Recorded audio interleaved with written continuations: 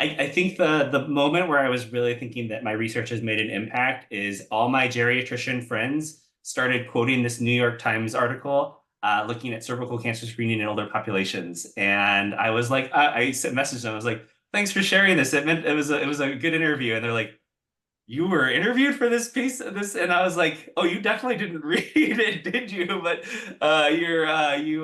you liked the commentary about bringing attention to cervical cancer screening in populations older than 65.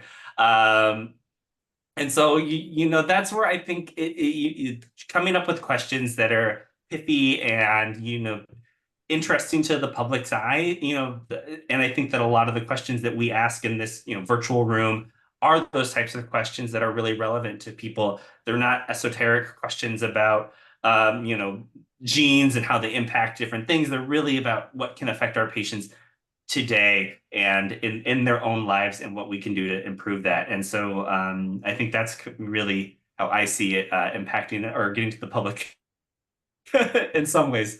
And the message board for the New York Times was also very, very fascinating too. So that was a lot of fun for interaction between the public and like me as the scientist reading the article.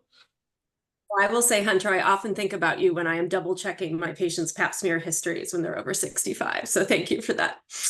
All right, Anjana, your thoughts? Well, I mean, I think top of mind is the work with the residency interview process. And so we've scaled out the pilot year, which found really high experience rates and completely unexpected. The rate of matched residents who identify as underrepresented medicine almost doubled from our historical average, which was not an intention of the design at all. And so to see that scaled out and then having achieved it this next year and then presenting it we were presented at NAPCRG, which is this big international primary care conference. And we had the patients co-presenting. Kevin was there. It was close to Dia de los Muertos. One of our advisors had Kim dressed in Dia de los Muertos attire. It was so, and just hearing folks from Australia and the UK asking these really amazing questions.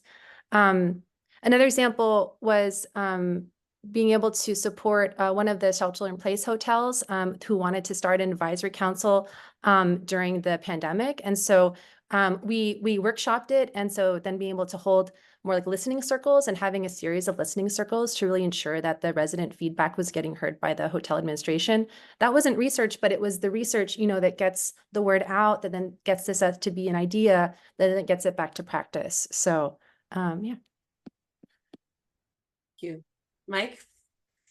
I mean, I guess there are so many ways. I agree that we often are doing our research and we publish our papers, and then we even do talks and we try to get people to pay attention to our work. And I think it is exciting when you see the work that you're doing sort of develop its own life outside of beyond you.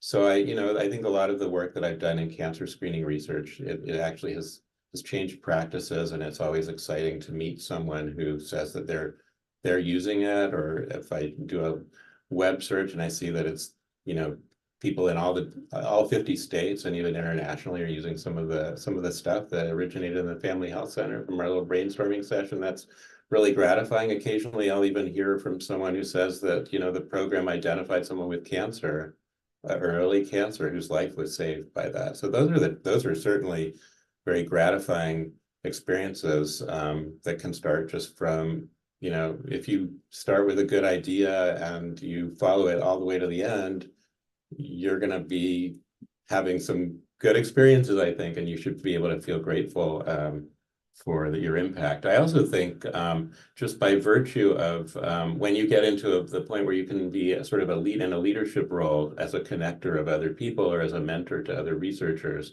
that's also extremely gratifying to see. Certainly to see Anjana's wonderful career leading on patient advisory councils, and it was such a great experience working for Hunter as his mentor here. That's exciting to see and be able to see you at a conference and see that you're successful, Hunter, as we did at NAPCRG recently.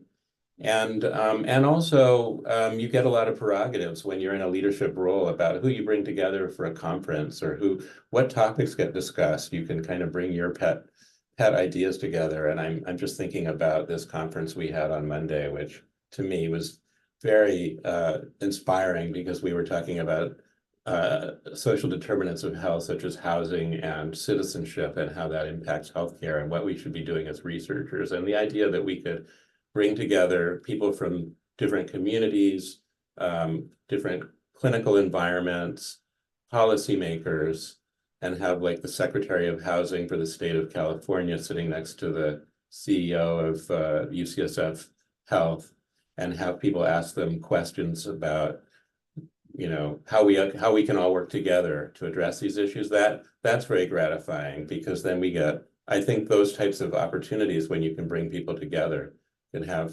create little wavelets that can have real impact. So lots of ways.